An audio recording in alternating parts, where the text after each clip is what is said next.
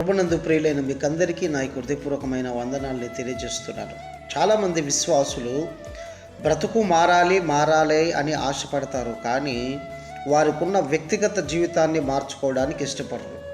ఏంటి మా పరిస్థితి ఇంత అధ్వానంగా ఉంది, ఏంటి మా పరిస్థితి ఇంత భయంకరంగా ఉంది అని దేవుణ్ణి అడుగుతున్నారే, కానీ నీ వ్యక్తిగత జీవితంలో నువ్వు మారేది ఎప్పుడు?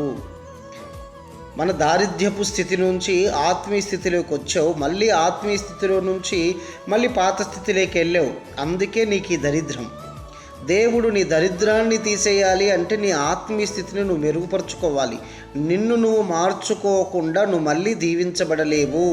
నిన్ను నువ్వు మార్చుకోకుండా నువ్వు ఆశీర్వదించబడలేవు. నువ్వు మారాలి ఫస్ట్. నువ్వు మారితేనే దీవెనలు వస్తాయి. అంతేకాని మారకుండా నా పరిస్థితి ఏంటి అని దిగులు పడుతూ కూర్చుంటే ఆశీర్వాదాలు రావు. కాబట్టి మనం మారాలి, దీవించబడతాం.